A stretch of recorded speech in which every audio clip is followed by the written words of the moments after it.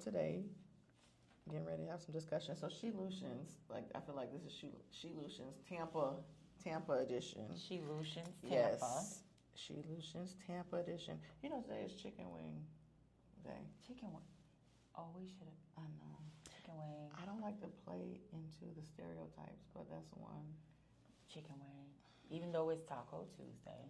Taco Tuesday. I'm definitely a fan of the tacos. Yes. So chicken wing, we should have been eating chicken wings. I need some chicken wings in my life. Chicken wings in my life. All right, so I'm here with your community advocate, Miss Keela McCaskill, and that's a whole different subject. We were talking about the difference between being an advocate and an activist, right? And so this is, before we start, I'm going to tell you this. I did some research after that, and so I thought this was interesting. So it says, I want to get it exactly right. It says that a advocate and activist are often interchangeable, but a advocate can turn into an activist if her issues go unaddressed, he or she's issues go unaddressed. And so, which one is it when the issues go unaddressed? Activist. Yeah, so it starts going over to being an activist because that's more political, going outside and around the system, organizing protests, demonstrations, public campaigns. It can sometimes go into grassroots energy, civil disobedience, and public mobilization. So we were just having that conversation. I mean, sometimes people just make it just. Yeah, it makes you want to do something different. The norm isn't working.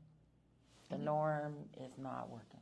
You were having some conversations about some things. Yeah, the norm is not working. There's so much happening in Tampa, right? When it comes to particularly advocacy, it's so much happening. And what's really sad is that where all this development is happening in Tampa, East Tampa is what's a marginalized community. And so it's what's left to be developed. And so, unfortunately, the city of Tampa historically has not done people of color well. I mean, it has been just downright, it's despicable what you can actually trace still in the city of Tampa as it relates to the wrongdoing or the mistreatment of people of color. So some of the history in that, because what's happening now is we're seeing it just unfold, and it's almost beyond control if something's not done. And so historically, you know, there's a story of Madam Fortune Taylor. And Madam Fortune Taylor owned 33 acres of land in Tampa, along nearby the Hillsborough River. And so the mayor turned developer after her land ends up in his possession. He becomes a developer, and what's left of her is a bridge that someone pretty much had to beg to put her name on. We don't know how. They're saying, oh, it's sold. But what we know is that 33 acres ended up in your hands, and what's left is a bridge that someone had to beg to put her name on.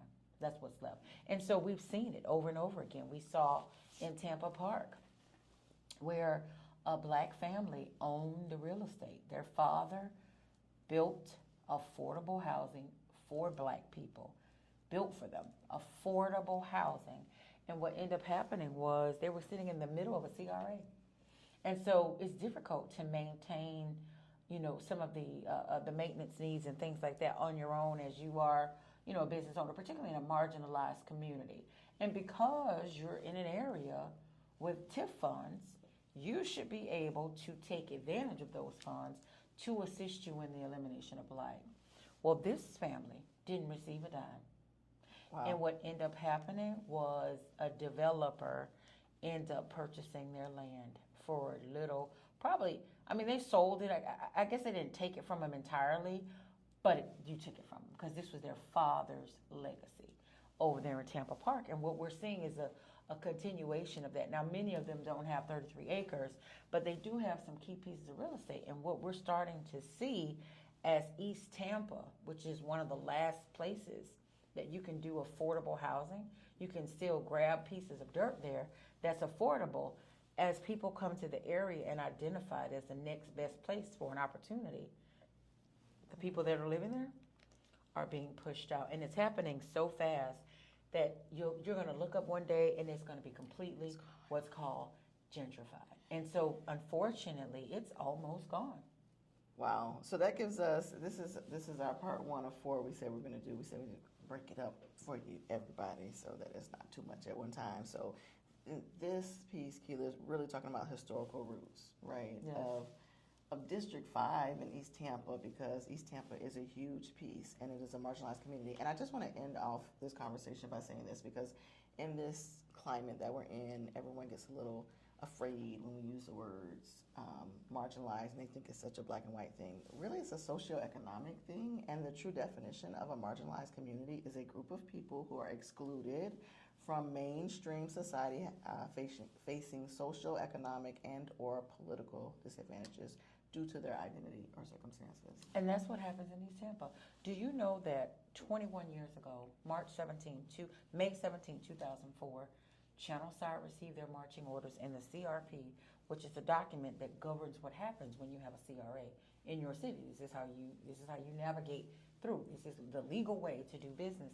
And so 21 years, East Tampa has been ignored.